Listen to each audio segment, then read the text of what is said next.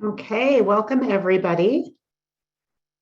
My name is Jamie Strauss-Clark. I am the facilitator, and this is the Crisis Response Improvement Strategy Steering Committee meeting for October 25th. So this is a steering committee, which is a reminder to folks is a subset of the bigger CRIS committee that met in September. So if you are on the CRIS committee, but not the steering committee, you're here today as an observer. Steering committee members know who you are, and welcome to everybody. Thank you for being here. Before we dive in, we're just going to do the quick preamble to remind everyone of how what our etiquette is here and how we use video and mics. So I'm going to ask, not sure if it's Brittany or Elizabeth or Nicholas today putting that. Oh, Elizabeth, thank you, Elizabeth. Elizabeth's going to put some slides up on the screen. So as a reminder, I have two slides. The first one is for steering committee members, and the second one is for guests and observers today. So as everyone knows, we use the Zoom technology.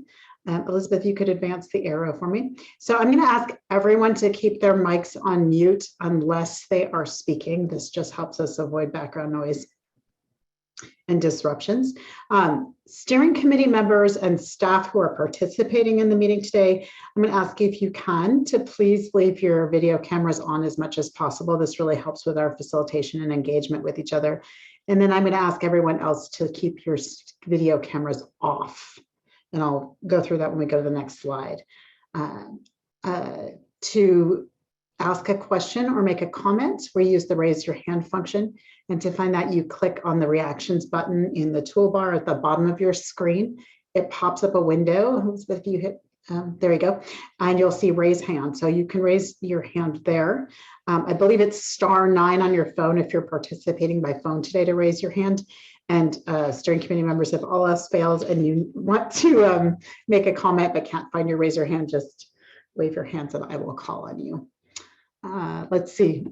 Steering committee members, if you want to contribute your thought in the chat, you can send a chat directly to me, Jamie Strauss-Clark, and I will periodically incorporate what I'm reading in the chats into the conversation. That's just for steering committee members though, folks. I need to focus my attention and facilitation on steering committee members. So I'm going to ask that members of the audience not send me chats during the meeting. However, and I'll tell you when we get to the next slide, members of the audience, if you are having any technical difficulties, we do have a chat option for you.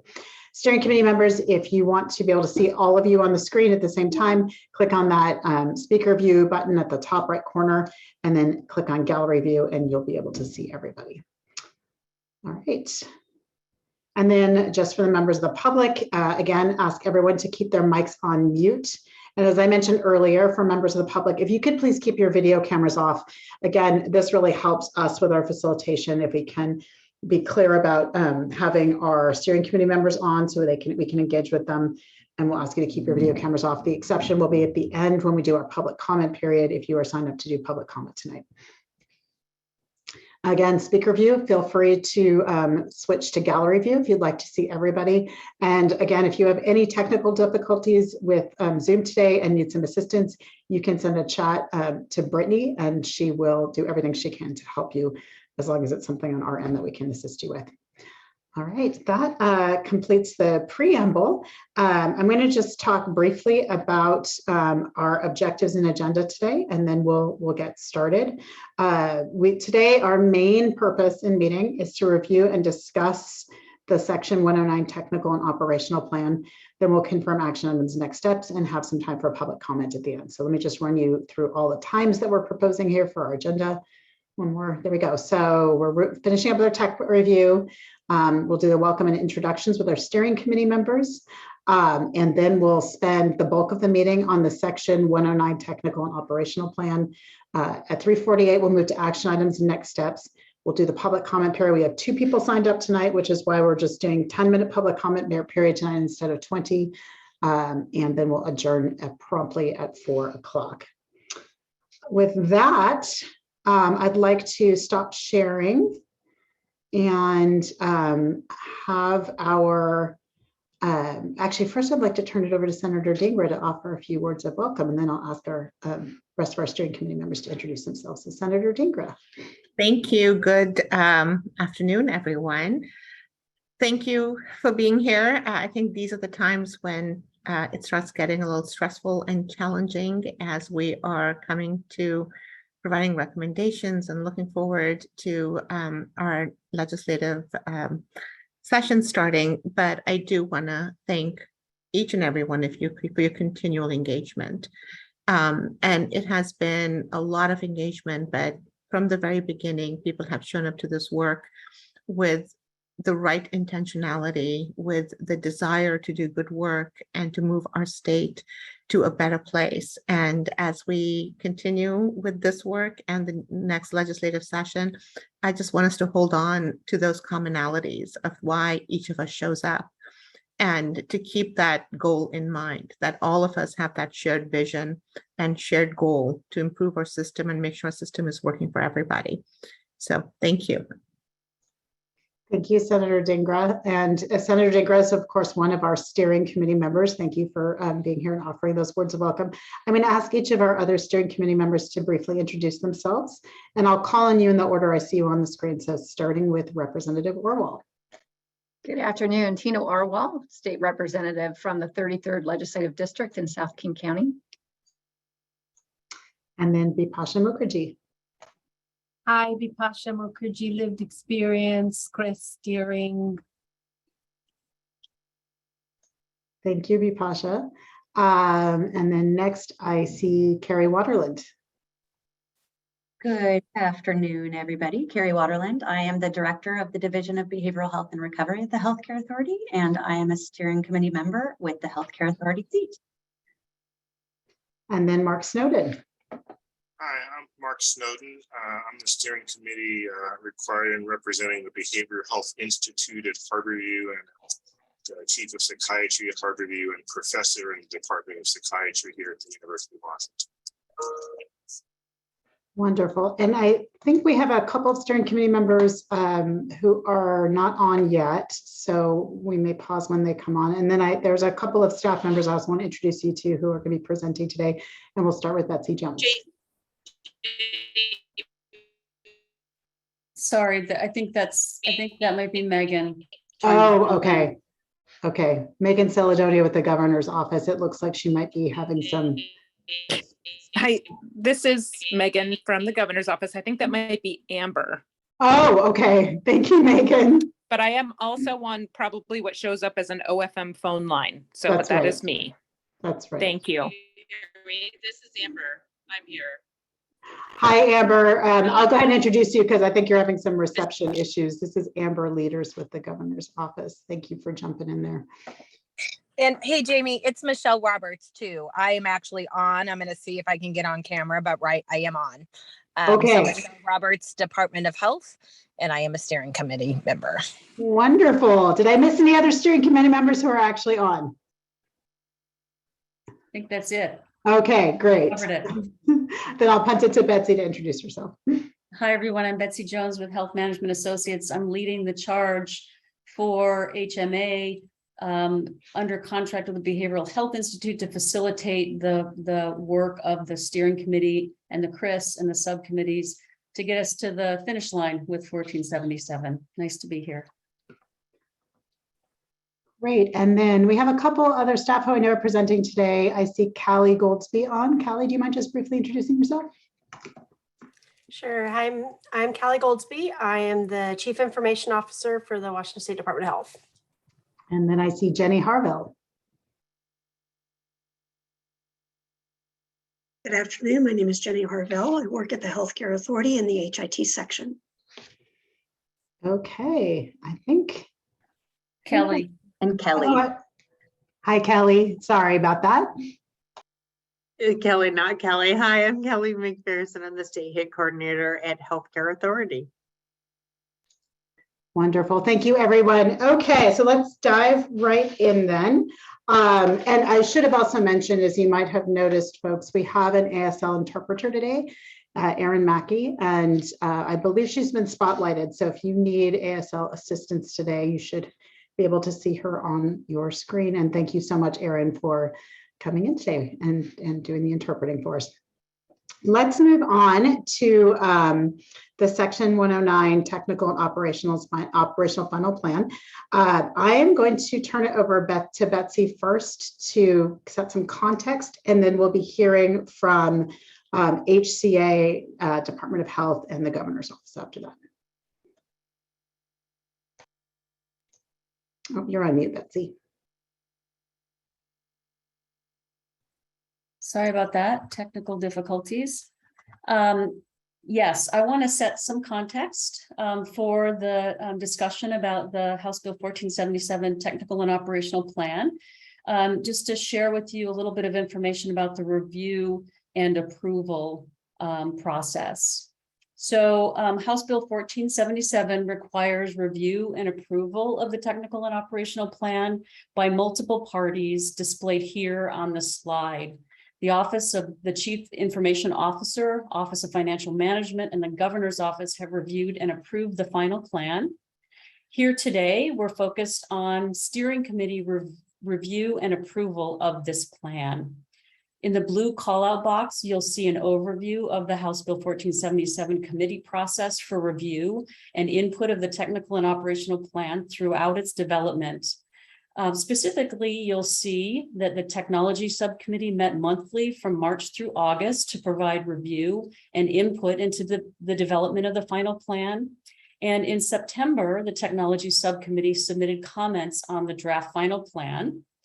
Those were incorporated by HCA and DOH to address comments received. And they have updated the final plan for the steering committee's review today. They received comments from a number of parties in places, and they'll be speaking to that as well. The CRIS Committee was also given an opportunity to submit comments, and they were incorporated.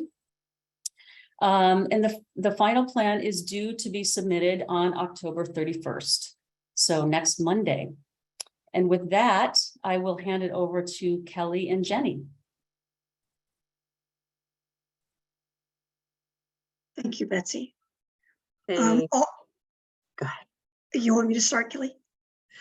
Sure, go ahead. Okay, sorry. And I'm sorry, I think I stepped over you, Kelly. Do you want to say something? Go ahead, go forward. Okay. The technical and operational plan was not only informed by and shaped by input from the various CRIS Steering Committee, the CRIS Committee, and Technology Subcommittee, as Betsy just referenced. But in addition, the technical and operational plan was also informed by our participation in and engagement in several of the CRIS subcommittees. Those subcommittees are listed here on the slide, including the Technology Subcommittee, the Cross-System Collaboration Subcommittee, Confidential Information Subcommittee, Lived Experience Subcommittee, Credentialing and Training Subcommittee, Rural and Agricultural Communities Subcommittee, the Tribal 988 Subcommittee, and the Tribal Centric Behavioral Health Advisory Board. We, through our engagement and participation in each of those groups, that input helped shape and inform the final technical and operational plan. I believe Lucy Mendoza, another Healthcare Authority staff person, is on the line, and she'll take the next bullet.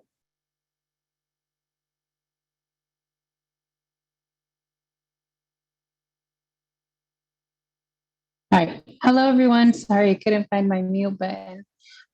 Thanks for having me. My name is Lucy Mendoza. I work with the Healthcare Authority's Office of Tribal Affairs. And, we learned early on while we were working through the Tribal 988 Subcommittee and the Tribal Centric Behavioral Health Advisory Board that these, the work that we were doing within the committee, the subcommittee and the board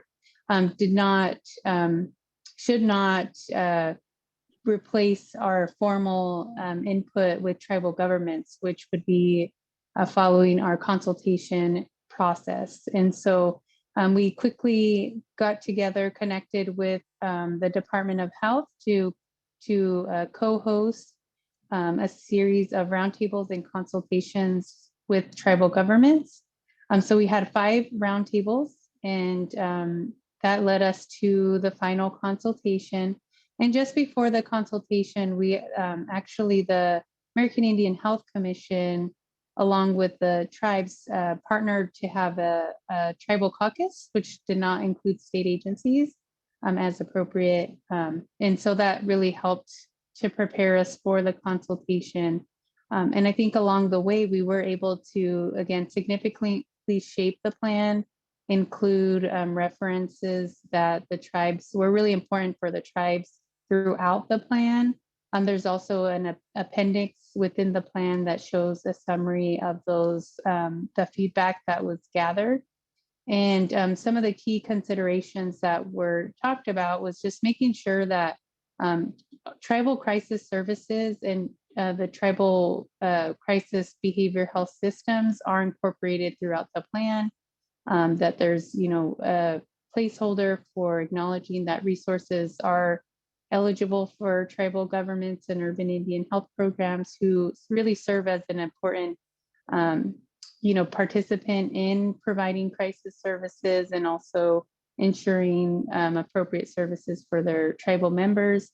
And then we also had a lot of discussion about data sovereignty principles as it relates to all the technical pieces. So that was a really key activity that took place throughout the process of the development of the plan that we wanted to highlight. Thank you. Back to you. Thank you, Lucy. I'll just take this last bullet. In addition to the various activities that have already been described by Lucy, Betsy, my earlier comments, we also engaged in several other information activities that helped inform and shape the technical and operational plan, including interviews and surveys of providers and regional crisis lines. We also interviewed other states and the NSPLs in Washington state. We engaged in interviews with and demonstrations by technology vendors. We also interviewed the state 911 coordinator and emergency responders, and also gathered other information and looked at documents and other sources of information as we developed the technical and operational plan. Next slide, please. Kelly, I think it's you. Yeah, I just wanted to thank you. So this slide here represents the major or the big ticket comments we received during the tiered review process. So each comment here will be addressed by a 988 agency lead or office lead that helped to form this comprehensive plan. We ask that you please hold off on commenting until we finish giving you an overview of all. So Jenny, I think you have the first one. Thank you, Kelly. This first major comment has to do with call routing and call routing technology. As most of you, I believe, know, 1477 requires that the crisis call center hubs use technology that is demonstrated to be interoperable across crisis and emergency response systems used throughout the state, including 911 systems, emergency medical service systems, and other non-behavioral health crisis service systems. In response to comments received in earlier versions of the draft technical and operational plan, the language in the final technical and operational plan has been clarified to recommend analyzing the technical infrastructure used by 911 in Washington state to support anticipated future use by Vibrant for the call routing network. Understanding the technical infrastructure used by 911 in Washington state will help us keep informed of and stay aligned with activities underway at the federal level, and will help us identify technical and policy considerations that will need to be addressed to support future implementation of the technical infrastructure. To be clear, the analysis recommended in the final technical and operational plan does not focus on the human infrastructure of 911. The recommended analysis in the final plan would analyze only the technical infrastructure used by 911 in Washington state to ensure that we can align with changes that are happening at the national level with regard to Vibrant's call routing process. I think with the next bullet, I'm turning it over to who's also on the call. Hi, so I'm the technical architect for HCA. And so during the comments, there were some data clarifications, and the concern was about the data access and permission structure. So that was addressed through clarifications. And the 3 key points were the least privilege principles, meaning the only privileges to what is necessary and no more. Just-in-time permissions granting, meaning access to resources only for the duration that's necessary. And all that would be maintained, and data auditing would be a part of any requirements for system to maintain that security. There were further clarifications made to say that it was the example that was provided was a high-level sample, and it's not indicative of the detailed permissions that will be worked out when we actually define the system boundaries. And I think the next bullet is Kelly. Oh, thanks, Hoon. This is Beth Musushim with Department of Health. I'm going to take this one. So for the next dot point, we have that the estimated funding requests seem high. So we reviewed the funding request comment, and no change was made in the estimated funding levels needed at this time. The funding requests are accurate for the different needs that we are seeing are on the horizon, given the scope of the vision outlined in House Bill 1477, and the technology and operational plan shows the need for significant resources. And one other thing we would like to share is that on large project implementation efforts, such as this, there are often a mix of state staff and contracted staff that are needed. So I will pass it to Matt.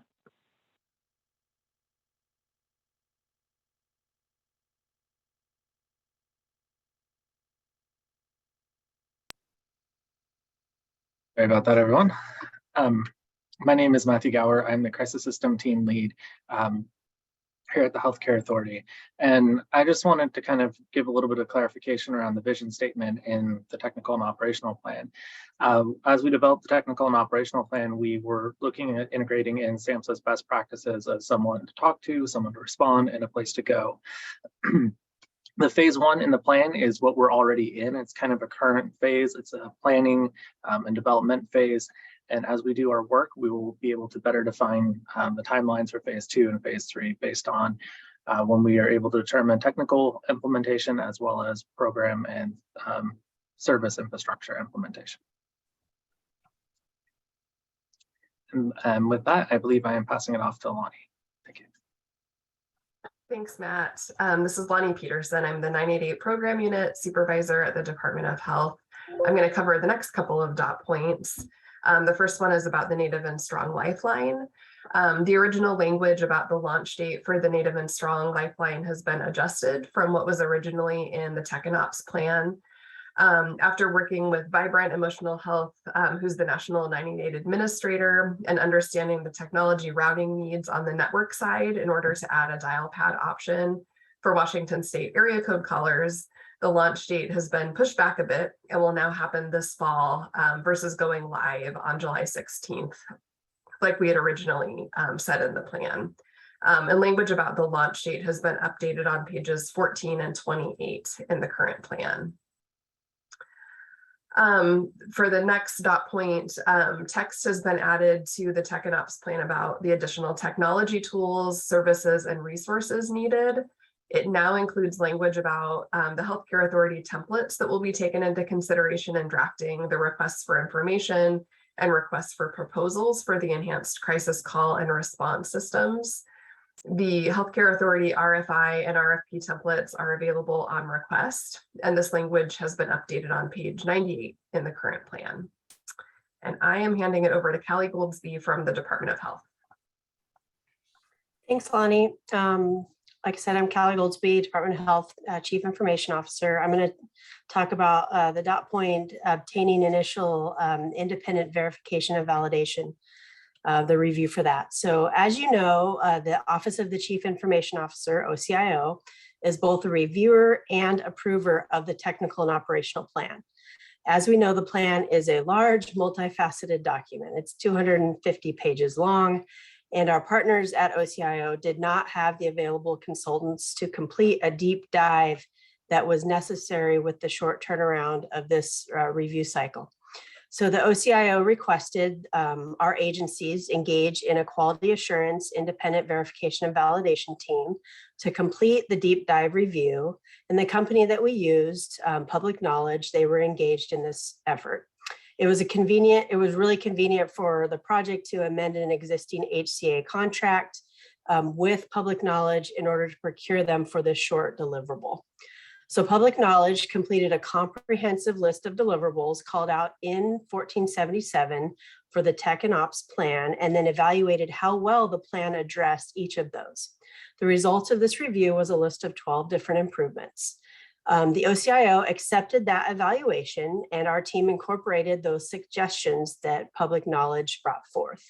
The OCIO has shared with us that they support the technical and operations plan and believe that really good hard work and progress has been made, and they look forward to working with the 988 program going forward. So we plan to continue to work with them as we move forward.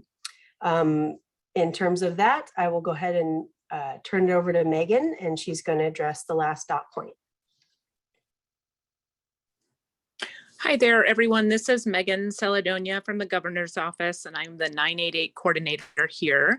And as we know, 1477 is a very large bill with a lot of responsibilities across agencies, specifically Department of Health and Healthcare Authority. And so part of my role has been to implement a shared cross-agency project management infrastructure to support shared requirements, which are things we need to do together to get our work done. And a big piece of that, or what will be managed as a sub-project, even though it'll be pretty large on its own, so sub doesn't mean small, it just means under the umbrella of, will be this next phase of the work, which is the technical and operations plan to support the requirements of the bill. So just an update that we are looking at developing that infrastructure to support this effort moving forward, and we'll be working with OCIO. And OCIO definitely, will require some good structure in place to support our work moving forward. Thank you. Okay, and with that, we've made it through. So we would like to open it up for any comments, questions, concerns anybody might have. Thanks, Kelly. So steering committee members, now is your opportunity. We have about 20 minutes. Now is your opportunity to ask questions or make comments on what you've heard here and what you've reviewed in the document. And I'll start with Representative Orwell. Well, I want to say first, thank you. I'm really proud of our state. We've done an incredible job launching 988, and I know everyone's working in good faith and working hard. So I want to thank you for that. We do have this once in a lifetime chance to really kind of create the system that's culturally sensitive and responsive and trauma informed. And I know that's not going to happen overnight. And I think it's really important that we move forward in a way that we have all the information we need to make those decisions. And so one of the things that concerns me is that we're moving forward on a lot of these IT efforts without knowing the Vibrant platform. And I know they're referred to as a vendor, but they're actually the administrator of 988. And I get that their platform, as beautiful as it may end up being, will not be the end all. I mean, clearly there's things that we put in the bill that I worked with on Senator Dingra that are beyond what the platform will be. But I have a concern that if we do all these reaching out and RFIs and other things, I don't see how they truly can respond without seeing the platform. We also know that our call centers have asked us to kind of pause things until we see the platform. And so I'm worried that, and again, I think bills and timelines can be changed, but I'm just worried we're moving without all the information that would allow us to make a good decision. I also realize that Vibrant, is doing a lot of work at the federal level, and maybe it's on the time frames that we necessarily want to see, but they are working with the FCC, looking at their ability to get the information they need to route calls. The geolocation is a complex issue, and it's a clinical issue, and how that's done. And we keep hearing over and over that they don't plan on using the platform of 911. So I'm concerned. I think there's advantages of waiting. Again, I think we'll know more once we see the platform. I think that Epic is mentioned in the plan, but it says it's 2 or 3 years out, and Epic is the electronic records. I think we'll save taxpayers money because we won't be studying things before we have all the information. I also think it's really important that 988 and 911 be very clear and distinct from each other, and that we shouldn't be sending any of the 988 feed to 911 or in any way confusing the public about what the relationship is between the two. So 988 is kind of a freestanding structure. So one of the things, and I didn't see this as an option in the report, but I'd really like to see us kind of wait a session till we know what the federal level is doing, so we can kind of recalibrate all of our options and then really come back in a more robust way the following session. And again, I just think we'll have more information. I think we have a system that's functional to allow us to do that. And we're building 988, and we want to build it with the strongest foundation that we can. So again, I'm part of the IT group. I've seen a lot of feedback from the call centers. And again, I think we just want to make sure that Vibrant, who's the administrator, that we have a chance to really see what they're going to do at the federal level before we jump in and do these other actions. So thank you for listening and your consideration. Okay, steering committee members. So I hear Representative Orwell proposing an alternative approach here, which is to pause, as I heard it, to pause, see where Vibrant is in a year, and then make decisions about the next steps with Representative Orwell, so with more information. So other steering committee members, any questions or reactions to either Representative Orwell's proposal or anything else that you've heard today? I think that's Amber raising her hand. Amber? Yeah, are you all able to hear me this time? Yes, you sound great. Okay. All right, well, thank you. Yes, this is Amber Leaders from the governor's office. Thank you. So I think, I don't know where to start. Thank you, Representative Orwell, for raising your concerns and bringing it forward. I think we have some concerns on the executive branch side on what that would mean and the implications of that. I think you highlighted that it has a lot of downstream implications to do a delay like that. I don't think it's also such a significant addition that I think we would really need time to consider. So I'm not sure about adding in what you're recommending. I also think the report answers a lot of what you're covering, and that we are trying to do a bunch of this work in parallel with what's going on with Vibrant, and that the delay, I think, will actually cause a significant number of problems. So I'm not sure. I don't know. I'm not sure about the inclusion of it at the report at this time, but I don't, it doesn't mean that the conversation ends, but I'm not fully supportive of including it as a fourth option at this moment. And others with more technical expertise should chime in here as well. Thanks, Amber. I see Michelle Roberts. Yeah, Michelle Roberts from Department of Health. I just really want to continue to assure people that consideration of the Vibrant platform is front and center in our next steps. I think that is in the plan, and I think our understanding of the timeline of where Vibrant us, with us being able to, us as in the state agencies being able to do some more technology planning as we continue to learn about the Vibrant platform, that will keep us moving without moving towards any implementation or final decision. So I do think, Rep. Orwell, we are aligned about the importance of considering the vibrant option. But if we don't continue to move with some planning, it will impact all steps within the timeline, including launch of the hubs. So that's just, I want to make that clear and make sure people understand that if vibrant is would be a great starting place as the primary option as we continue to learn more. But we have a lot of pieces to continue to understand and to continue of processes and steps to take at the executive branch level to be ready to move any platform forward. And so that's what I believe is in the tech plan, and or what we are trying to communicate with the tech plan and that feedback that staff reviewed today, so that we can continue moving forward on the planning steps. Which would be happening in conjunction with the timeline of what's going on at the vibrant level.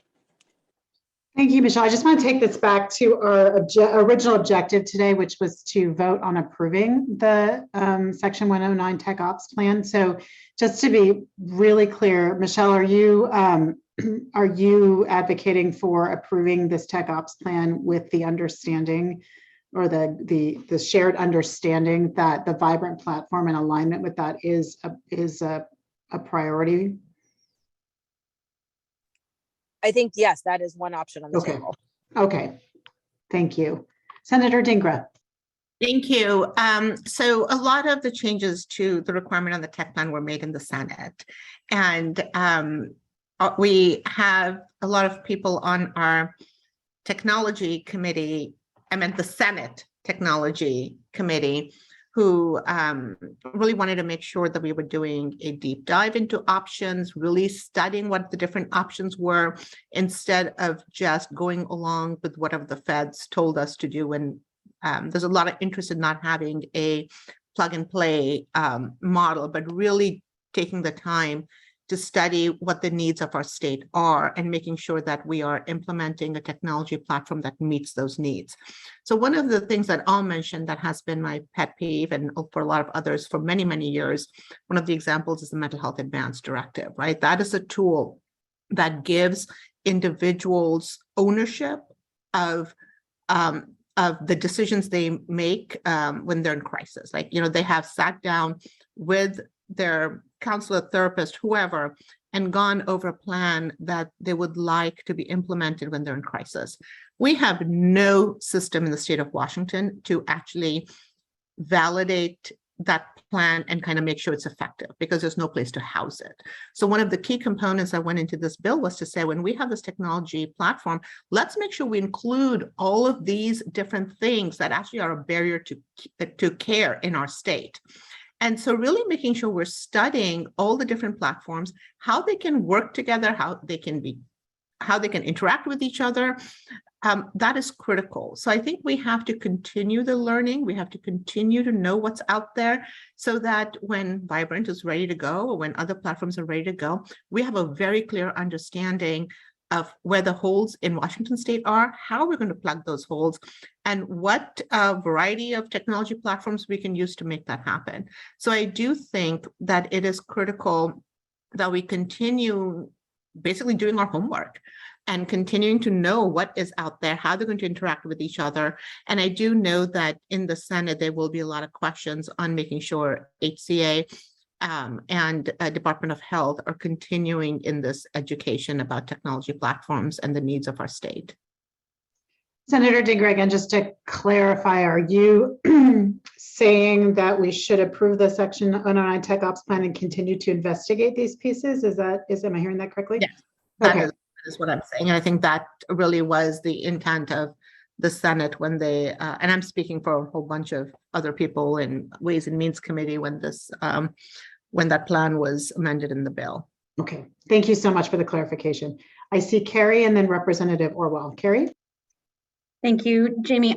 I will just answer your question already to start, and then I'll go into my diatribe. But yes, I think to answer your question, I would be comfortable kind of us moving forward on the existing report. And I think I don't want to belabor or repeat what others have said, but I do want to touch on, I think, just one more concern around the EHR that's listed in there, and just let folks know that that's parallel work that will support and is already projected to support the Vibrant platform and not oppose it. And I think as we continue to move on, that is something that Healthcare Authority is continuing to work with EPIC and EHRs.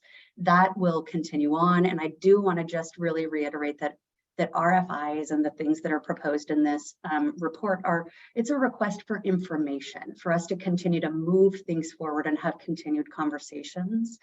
In my review, I really want to make sure that that folks see this the same way I do, which is these are recommendations to continue the momentum forward. But none of these things obligate us to make any choices right now today, which is why I'm comfortable with the way and the, I think, flexibility in the report as it stands now to kind of move forward without the additional suggestions. Because again, when I read it, I think that there are enough flexibilities in that language that we're addressing some of the concerns around the EHRs. And the 911 platform, really wanting to reiterate that again, it is no one wants to propose that we use 911, that calls go through to 911.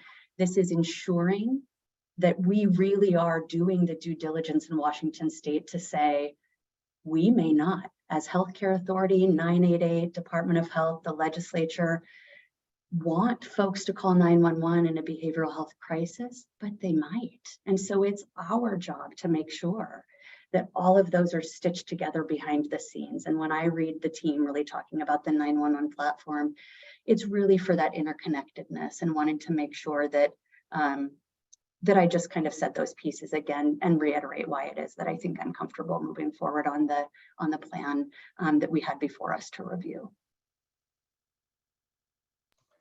Thank you, Carrie, and thanks for jumping in and answering my question too. I appreciate that.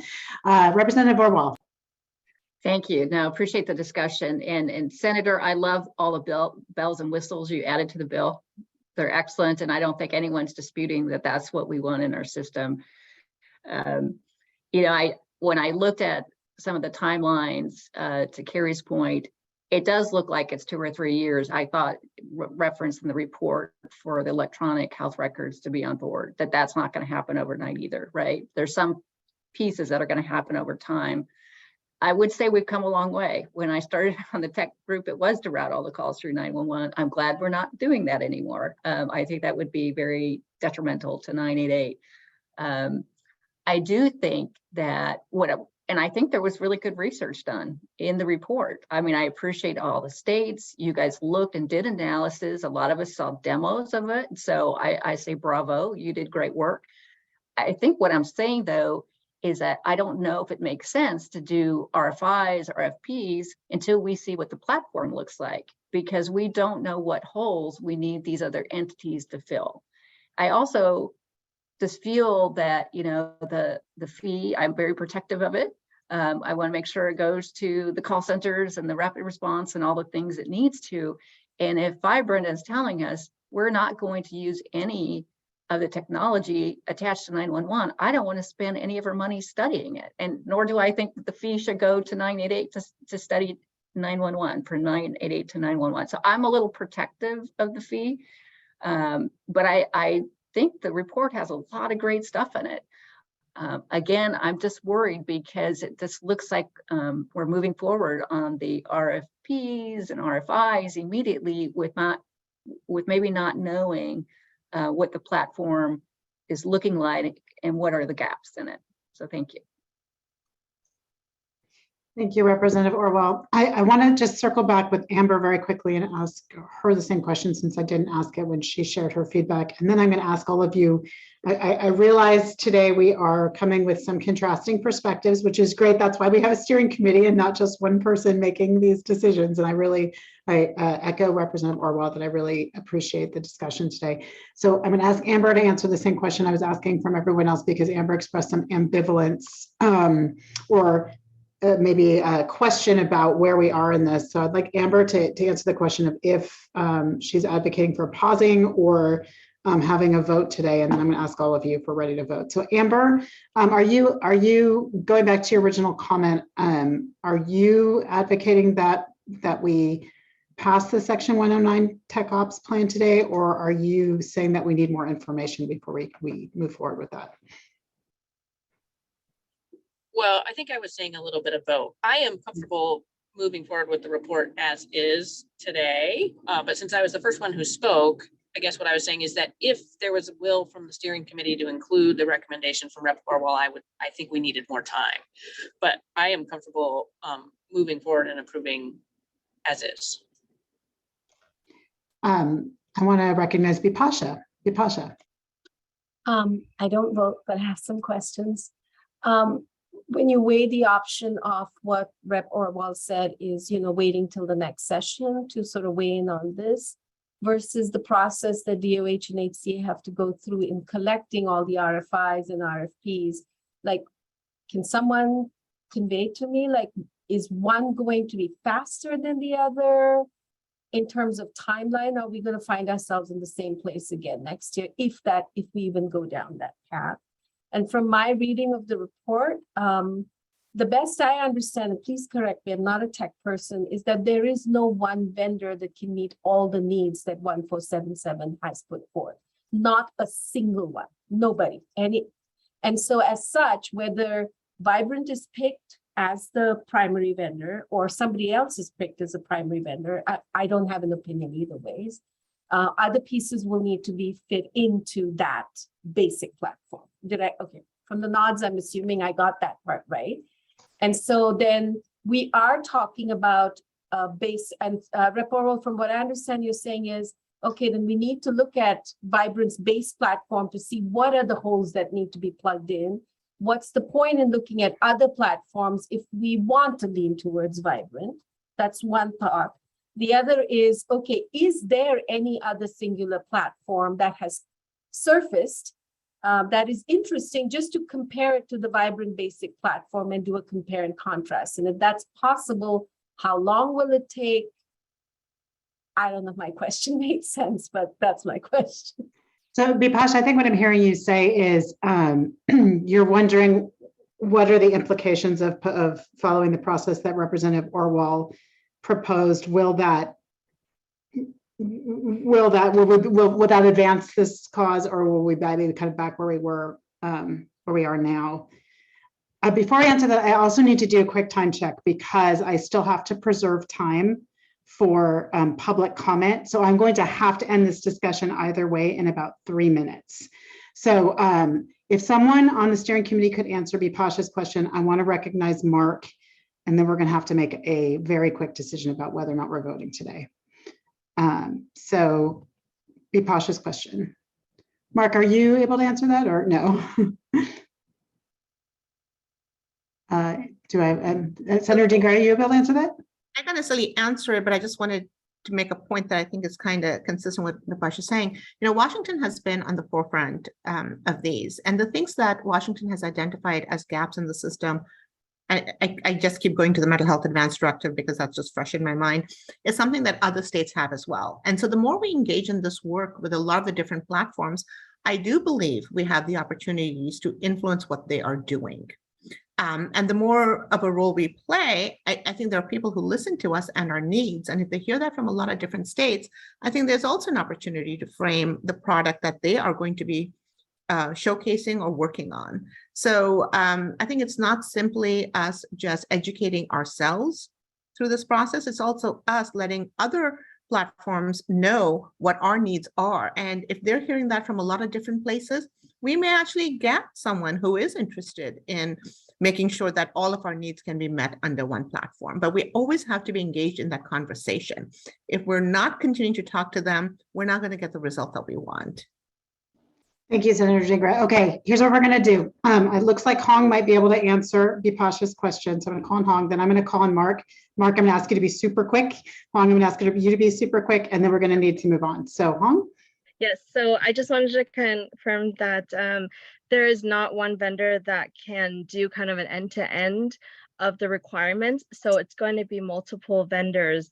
And the RFI, the purpose of that is to really do more discovery and understand kind of what our options are, including, understanding what Vibrant can add. And so it will be kind of a stitched together. And for all of the systems involved, one of the key things is adding the interoperability, the connections and how it will work with all the different systems that will need to be in place for this to meet all of the requirements of the bill and what we envision. Thank you, Hong, for jumping in. Mark. I'm not a voting member, but I think the way I interpret Rep. Orwell's concern is that Vibrant isn't just another entity out there. It's not a vendor. And I think the role that they have nationally is such that we really do have to give them, I think, sort of special consideration. And while it's difficult to know what they're going to do because it's not out there, they're working at a national level that's important enough that somehow we've got to take that into serious account. Mark, you're not a voting member, but I think you are a valued member. And so you clarifying what you think the steering committee should do today is important. That original question that I asked, if you think that they should pass this section 109 tech ops plan today or have more of a, oh, thank you, Carrie. I'm so sorry for mispronouncing your name. Please forgive me. Mark, do you think that we should vote and pass the section 109 tech ops plan today, or do you think that we need to do some more consideration and discussion before we do that? I guess the change I would propose isn't waiting, but to somehow emphasize better the importance of knowing as best we can what Vibrant will produce. If we don't have to delay to do that, that's great. But I think, to me, that's the compromise before where we are right now. And I think the essence that I get of what Rep. Orwell is really trying to propose. Thank you, Mark. I see more hands, and folks, I'm so sorry. Obviously, trying to do all this in an hour was very ambitious. So I am going to pause, and I'm going to ask. I was going to ask if we're ready to have a vote, but I am getting the signal that we may not be. So I'm actually going to defer to Amber. Amber leaders, I think this is a decision that goes above me. Do you think that we need to schedule a follow-up discussion for the steering committee before we can move forward with this? Well, I mean, I don't want to speak on behalf of the whole committee, but what I heard was that we had most of the committee was prepared to approve the plan as it is today and agree to continue to work on the issue going forward and make sure we're thinking about the things that Rep. Orwell has raised, but that most of the group was prepared to vote and approve today. That's what I heard. That is what I heard also. I'm more trying to navigate here some of the strength of the concern and the fact that it's also come from two of our non-voting members. So we do have a protocol though, which is if we have a quorum here, we can hold our vote, and we are a majority vote. So what I believe the proposal and what we're voting on today is to approve this section 109 tech ops plan. We also have agreement in our charter that we document any dissenting perspective so that it's very clear. And then I think we probably in a future discussion need to have more discussion about how we continue to incorporate and address the concerns that were raised by Representative Orwell and echoed by others on this call. Does that sound like a good approach? Okay, so I'm going to call for a vote then. And again, the proposal is, and this is just for steering, but our voting steering committee members to vote on, we are voting to approve this section 109 tech ops plan with the addition of also documenting the dissent that was raised. So steering committee members, I'm going to have you do this with your raise your hand function. If you are voting to pass this section 109 tech ops plan, please use your raise your hand button.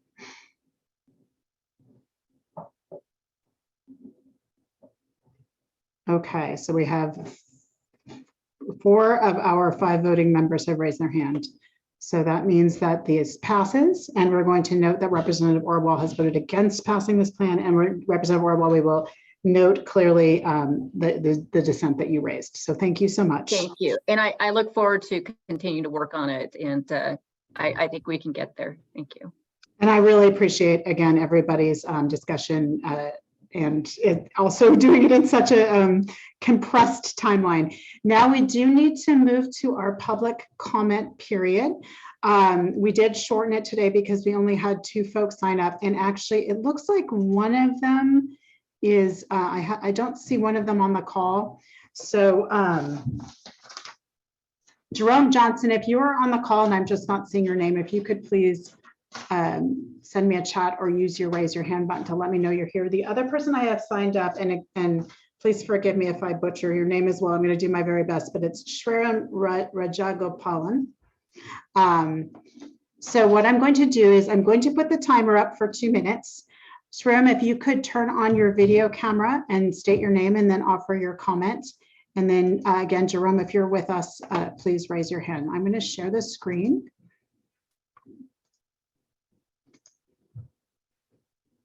All right, so Shriram, when you're ready, please go ahead and start.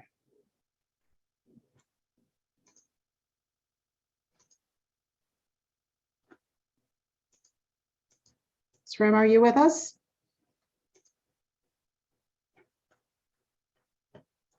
Checking again to see if he's still on the call. Okay, we'll pause there. Let's see, Jerome, are you with us?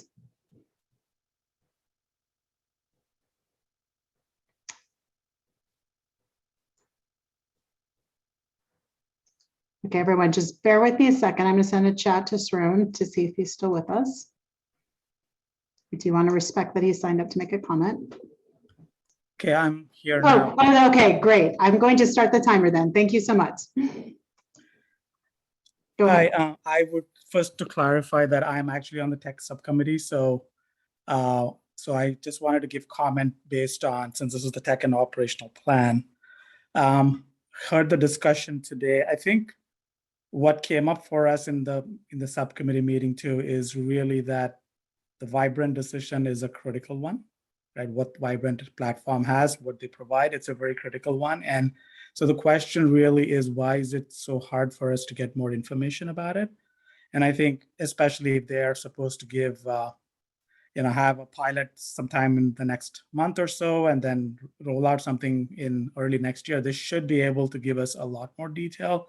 We should in fact be part of the pilot. So I just think it's important for us to keep moving forward on that, as everybody here has articulated. I also wanted to point out that I think we don't need to make an either or choice here. We can basically move forward full steam on Vibrant, and also with the current knowledge, see what are some of the gaps, some of the other areas, and move forward in parallel on both. So I feel like we should be able to do both. So I just wanted to kind of, put that point of view in. And lastly, I just wanted to kind of give kudos to the team at DOH and HCA, because they worked pretty hard to put this together. And compared to last year to this year, it's come a long, long way, and got some tons of useful information. And so I really appreciate that. It's made it, we can kind of see that where we're heading. We just need to get the details from Vibrant so that we can fine tune the plans and get to like a clearer plan for how we're going to go build what Washington State needs. Thank you.